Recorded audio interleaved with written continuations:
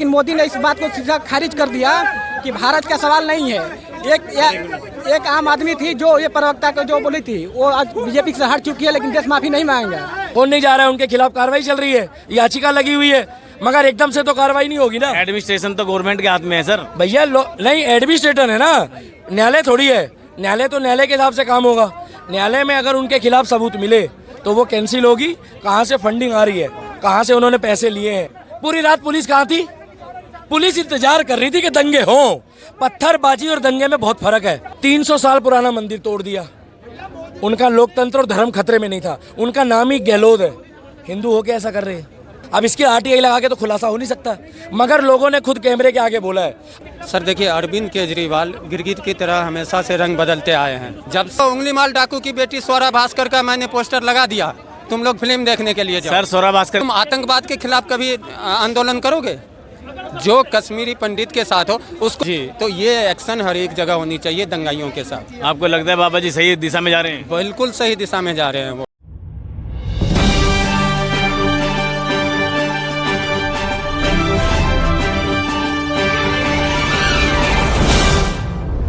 Sir नाम क्या है आपका? पवन जी, जैसे अरविंद केजरीवाल जी आजकल बहुत याद कर रहे हैं जम्मू कश्मीर को, और बीजेपी पे भी तरह तरह के इल्जाम लगाए जा रहे हैं, आपको क्या लगता है कौन सही है इसमें? सर देखिए, अरविंद केजरीवाल गिरगिट की तरह हमेशा से रंग बदलते आए हैं। जब से आए हैं आंदोलन से निकल कर, जब से राजनीति में आए हैं, तब से आज तक वो सिर्फ रंग ही बदले हैं। शुरू से आप उनका देख सकते हो, हम किसी के साथ गठबंधन नहीं करेंगे, बेटे का खाई थी, उसके बाद हम गाड़ी नहीं लेंगे, बंगला नहीं लेंगे, सारी सुख सुविधा ले रहे हैं वो।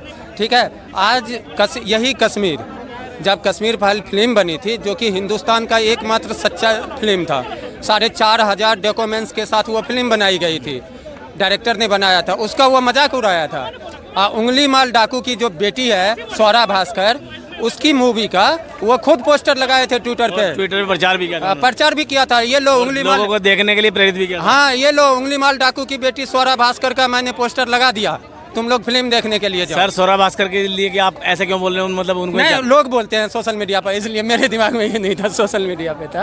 ठीक है, मैंने कहीं का जो है सर अरविंद केजरीवाल को ये चीज़ बोलो, आज जो तुम कश्मीरी पंडित के लिए जा रहे हो, तुम आतंकवाद के खिलाफ कभी आंदोलन करोगे? जो कश्मीरी पंडित के साथ हो, उसको जो मार रहा है, क्या उसके खिलाफ तुम बोल सकते हो? एक क्या है, देखो वहाँ पे इलेक्शन है, ठीक है, अब कश्मीर में इलेक्शन होगा। अब सीधी सी बात है, ये वहाँ पे गठबंधन करेंगे किससे? अब अब्दुल साहब से, उसके बाद वो एक जो मैडम है, क्या नाम है उनका, महबूबा जी से करेंगे। तो ये सोच रहे हैं थोड़ी सी जगह बने वहाँ पे हमारी। पंजाब को नहीं देखेंगे, दिल्ली को नहीं देखेंगे, अब सीधे वो वहाँ जा रहे हैं। लेकिन सर जब से इनकी पंजाब में सरकार बनी है, आप पंजाब का हाल देख रहे हो? वही तो, पंजाब को नहीं देखेंगे, खालिस्तान जिंदाबाद, वहाँ पे सिंगर हम लोगों को AK-47 से भुना जा रहा है, उस पर नहीं बोलेंगे, और सीधे जा रहे हैं ये कश्मीर। इनको सिर्फ ये सत्ता लोभी हो गए हैं, ठीक है, इनको सत्ता चाहिए, कैसे भी चाहिए। आपको कुमार विश्वास का बयान याद होगा, वो 100% सही था, वो उन्हीं के रास्ते पे चल रहे हैं।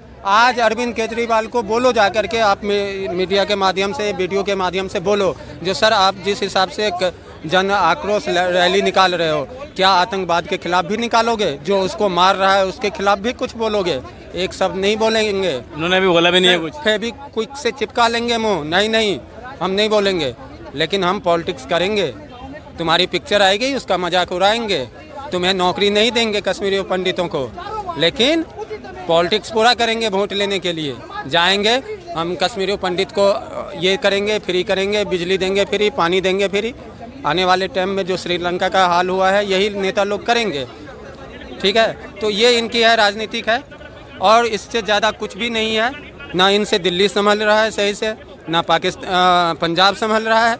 अब ये जा रहे हैं वहाँ पे, लेकिन सफल नहीं होंगे, कहीं भी सफल नहीं होंगे। आप लोगों को भी पता होगा, मैं बोलना नहीं चाहता, जो किनकी सपोर्ट से पंजाब में सरकार बनी इनकी, और दिल्ली में भी कौन सा कार्ड खेल करके आए हैं। आजकल देखो पत्थरबाज दिल्ली में भी आ गए हैं, तो यहाँ भी कैसे सरकार बनी, जनता समझ गया है। जनता को न तो बिजली चाहिए फ्री, न तो पानी चाहिए, वो एक शांति राज चाहता है, जैसे आज यूपी है एक हिसाब से। ठीक है सर, आपने यूपी को शांत कहा, यूपी से याद आया, अभी यूपी में भी 2 दिन पहले 3 दिन पहले बस, बड़ा बस, बस। कानपुर में जो हाँ, हुआ है। अब मैं बताता हूँ, दिल्ली में भी दंगे हुए थे, कितने दिन दंगे चले थे आपको पता है। बाद में क्या हुआ, कुछ भी नहीं हुआ। लेकिन आज वहाँ पे पोस्टर लग गया है, कल वहाँ पे बुलडोजर भी चलेगा, समझ रहे हो ना। लेकिन ना तो वहाँ पंजाब में कुछ होता है, ना तो दिल्ली में कुछ होता है, ये लोग चुप हो जाते हैं।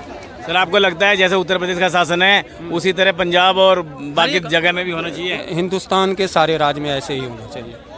दंगाइयों को एक सख्त सजा दी जाए ताकि समाज को संदेश जाए। समाज को संदेश जाए। जैसे आज वहाँ पे 3 घंटा में एक्शन लिया गया सर, 3 घंटा में।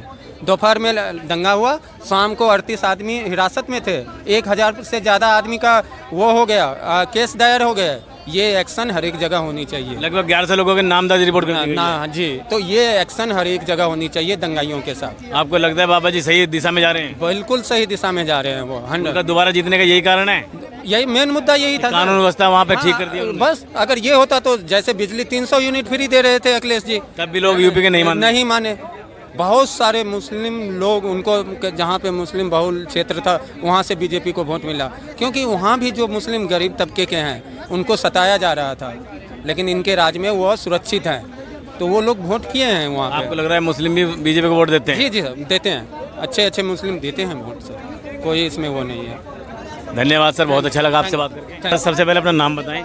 मेरा नाम सुमित कुमार है, मैं रोहतास बिहार से हूँ। बिहार से हो आप? सर जैसे अभी तो हम करंट का देश का मुद्दे की बात करते हैं, जो देश में जगह जगह जैसे कानपुर में जो दंगा हुआ है, सब जगह PFI नाम के एक संगठन का नाम आ रहा है। सर क्या है ये, जो सच है या फिर आपको लगता है कि बस उसको इल्जाम किया जा रहा है? सबसे पहले कहना चाहें कि जो PFI के सारे लोग हाँ हैं, जी। ये देश को बदनाम करने के उस दिन मोदी और राष्ट्रपति और योगी तीनों एक साथ 50 किलोमीटर की दूरी पर बैठे हाँ जी, थे। हाँ ये देश को बदनाम के और ये खबर पूरे देश में, विश्व में फैलाने की थी कि देश के रहते हुए यहाँ पर हम लोग पत्थरबाजी ये सब कर सकते हैं, अपने साहस को मतलब ज़्यादा बढ़ाया। सर आपका मतलब है उन्होंने एक ऐसा मौका चुना जिस दिन राष्ट्रपति, प्रधानमंत्री और माननीय मुख्यमंत्री जी तीनों लोग कानपुर में ही थे, उन्होंने उस दिन वो दंगे की शुरुआत करी, उससे देश को गलत खबर पहुंचाने की कोशिश की उस माध्यम से, ताकि देश का विदेश में गलत प्रचार जाए। देश में और विदेश में गलत प्रचार जाए, इसलिए उसने पत्थरबाजी की। सर क्या कारण है ये दंगे का कारण क्या था? दंगे कारण ये था कि एक नूपुर शर्मा की जो बीजेपी की प्रवक्ता थी, हाँ जी, वो एक बयान दी थी, और काफ़ी पिछले वर्ष उठा के देखा जाए तो जो इस्लाम के जो मान्य लोग हैं, वो ओवैसी दिन के एक भाई है, उन्होंने भी बहुत सारा बयान दिया था। वैसे ही एक हमारे प्रवक्ता थी, उन्होंने अपने तरफ से जो अच्छा लगा वो बयान दिया, लेकिन सामने वालों ने लगा कि उनको ज़्यादा लगा कि हमारे को मतलब देश में झुकाया जा रहा है। इस वजह से नूपुर शर्मा को काफ़ी ऊपर देश में बखेड़ा खड़ा किया गया और देश को बदनाम किया गया। इसको माध्यम से देखते हुए OIC के लोग जो इस्लाम के ठेकेदार हैं, वो देश को मतलब झुकाने की कोशिश की है। कवर और कुवैत जो देश के ऊपर इल्जाम डाल के भारत माफ़ी मांगे, लेकिन मोदी ने इस बात को सीधा खारिज कर दिया कि भारत का सवाल नहीं है। एक आम आदमी थी जो ये प्रवक्ता को जो बोली थी, वो आज बीजेपी से हट चुकी है, लेकिन देश माफ़ी नहीं मांगेगा। इसके बाद इस सारे जवाब दे करके देश ने सभी से मांग को खारिज कर दिया है। सर जैसे एक देश में एक मुद्दा छाया हुआ है आजकल, जहां झगड़ा हो रहा है, पत्थरबाजी हो रही है, PFI का नाम आ रहा है। सर ये कौन सा संगठन है और क्या है ये?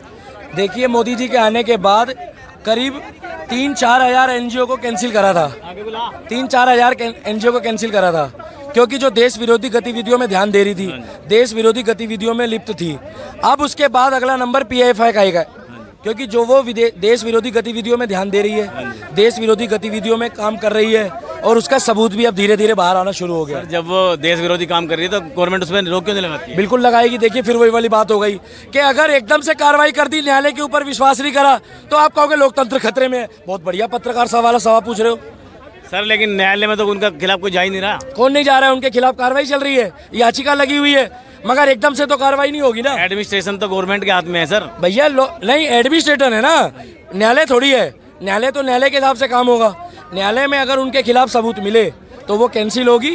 कहाँ से फंडिंग आ रही है, कहाँ से उन्होंने पैसे लिए हैं, किसको दे रहे हैं, किस पत्थरबाजी गतिविधियों में दे रहे हैं, किस देश विरोधी गतिविधियों में दे रहे हैं, उसको उनका जवाब देना पड़ेगा। क्योंकि इस देश का शासन जो है वो नरेंद्र मोदी के हाथ में है। देश विरोधी गतिविधि इस देश में नहीं हो सकती, चाहे वो संस्था की आड़ में ले और चाहे वो किसी भी फंडिंग के थ्रू ले। सर योगी जी को बहुत कठोर शासक कहा जाता है, लेकिन अब के तो दंगे हो रहे हैं वो तो यूपी में ही हो रहे हैं। दंगे नहीं हुए, सिर्फ पत्थरबाजी हुई। दंगों का मतलब होता है जैसे राजस्थान में हुए, रात को पत्थरबाजी सुबह हुए, सुबह दूध लूट के ले गए। पूरी रात पुलिस कहाँ थी? पुलिस इंतजार कर रही थी कि दंगे हों। पत्थरबाजी और दंगे में बहुत फर्क है। दंगे का मतलब है आमने सामने, पत्थरबाजी का मतलब है कुछ दूरी। राजस्थान में ये लोकतंत्र खतरे में नहीं था। रात को वहां पर जब झंडे का कांड हुआ तो गहलोत सरकार कहाँ सो रही थी? कौन सी गोली खाई थी? अरे एक चौक पे अगर झंडा लगा दिया, ऐसा तो नहीं था कि उसी दिन लगाए उसी साल लगाए। गहलोत सरकार पे भी इल्जाम लग रहा है कि वो हिंदुओं के खिलाफ काम कर रही है। देखो जी, वो कर रही है, वो मैं नहीं कह रहा हूँ। इलेक्शन सर पे है, उनको खुद पता लग जाएगा। 300 साल पुराना मंदिर तोड़ दिया। उनका लोकतंत्र और धर्म खतरे में नहीं था। उनका नाम ही गहलोत है। हिंदू होके ऐसा कर रहे हैं। कोई एक्ट की कॉपी नहीं दिखाई, नक्शे में ही नहीं था वो मंदिर। और अगर उत्तर प्रदेश में गलती से बुलडोजर चलता है तो सबूत मांगते हैं ये लोग। वो भी दंगाइयों के अपराधियों के घर पे चल रहा है। और वो धार्मिक घर था, वो भोले का मंदिर था, 300 साल पुराना मंदिर था। कोई सड़क पे भी नहीं आ रहा था, वो सड़क के किनारे था। अब इलेक्शन होगा ना, उन्होंने एक राम दरबार भी तोड़ा था चूरू के पास एक जिले में। क्यों तोड़ा? वो राम दरबार सड़क के किनारे बना था, एक खंबा था, गेट था, उस पे गेट पे राम दरबार कुछ % वोटों के लालच में ये कांड कर रहे हैं। समझदार मुस्लिम समझ गया है। तो आपको लगता है राजस्थान या कांग्रेस सरकार कह लो केवल मुसलमानों को खुश करने के लिए कर रही है? ये कुछ % वोटों को, समझदार मुस्लिम, पढ़ा लिखा मुस्लिम भी बीजेपी को वोट देता है।